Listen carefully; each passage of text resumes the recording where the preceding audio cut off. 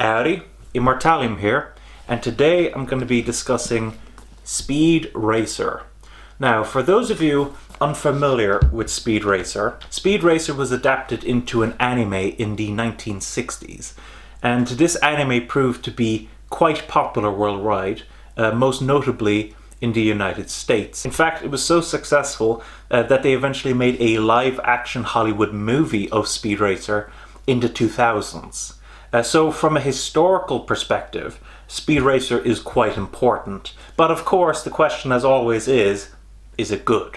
And that's what we're going to be discussing today. So let's get started. So what is the story of Speed Racer? This series follows a character called Speed Racer, who is a teenage boy who wants to be a race car driver. However, his father, Pops, does not want him to be a race car driver for reasons that aren't discussed until much later in the manga. He also has a girlfriend called Trixie who has a helicopter.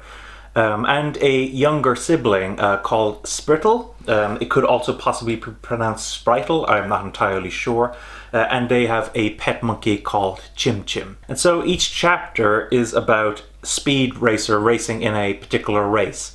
Usually against some villains, on occasion against a character called Racer X. And basically the story is told episodically.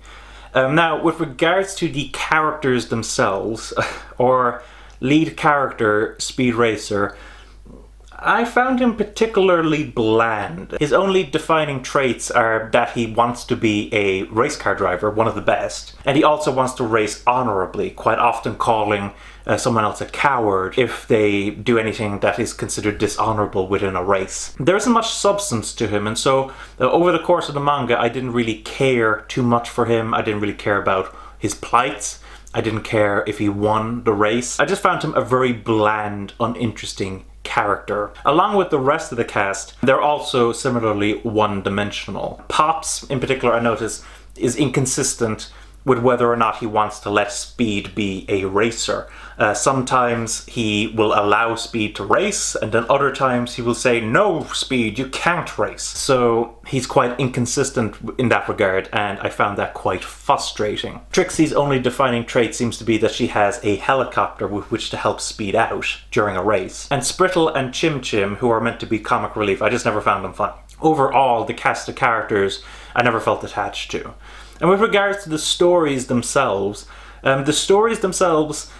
are similarly mediocre. Whether it be him racing through a volcano in order to save a village, or racing against some villains in order to protect his father's work, they're typically quite predictable. And even in one instance, actually, I had a weird sense of deja vu when a storyline actually seemed to be repeating itself for the first half of the chapter from Volume 1 to Volume 2. So that was quite strange. But overall, I just didn't care much for the stories presented here. I didn't care much for the characters. I just wasn't that entertained by this manga. With regards to the artwork itself, the artwork here is quite interesting. To me, it looks a little bit relatively on the bland side. And in fact, it actually kind of reminds me of Western comics at the time. However, the two things I really want to bring up about the artwork, first of all, I want to bring up, considering this manga is called Speed Racer, it doesn't really feel like the author was able to convey that sense of speed. There are plenty of ways that you could convey speed in a manga medium, whether that be through motion lines, whether that be through the use of the panel work, etc., etc. And here, to me, the artwork feels stiff, it feels wooden. In addition, early on, I actually found some panels a little bit confusing, as in, like, I didn't quite understand the action that was taking place within the panel. Because of that, overall, the artwork here, while it is serviceable, overall, I do have to confess that I was a little bit disappointed in it, particularly that lack of speed, that sense of speed. I just didn't get that from this manga. However, if there is a shining aspect to this Speed Racer collection, it is its presentation. Digital Manga Publishing originally released this manga as the inaugural release of their DMP Platinum line, which was to release older, more classic manga series. The two volumes here are presented in a card box, which is quite nice. And the volumes themselves are hardcover, which is great. Now, if we compare it to my trusty Yotsuba, you will see that it is a little bigger than your standard tankobon. which is great because it allows the artwork to breathe a little more. The paper quality itself is pretty nice as well, with some nice contrast between the white and black artwork. But one of the nicest additions to this release is actually a foreword in the first volume by Peter Fernandez, who was the man who was in charge of releasing Speed Racer, translating it. He also voiced the main character in its American release.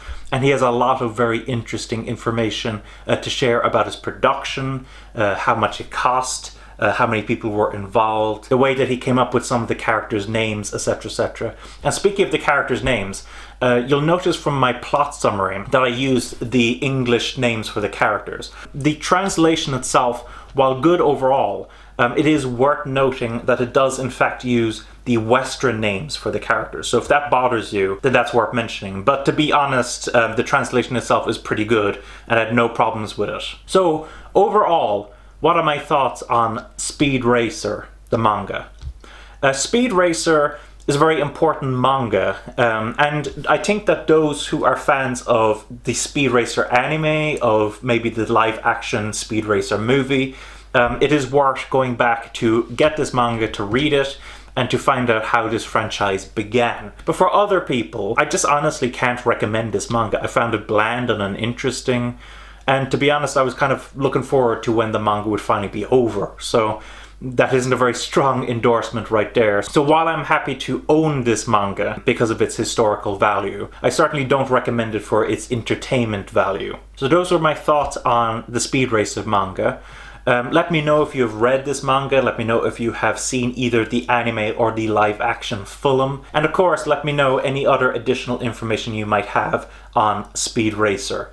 Thanks for watching, don't forget to comment, rate, subscribe, and bye bye.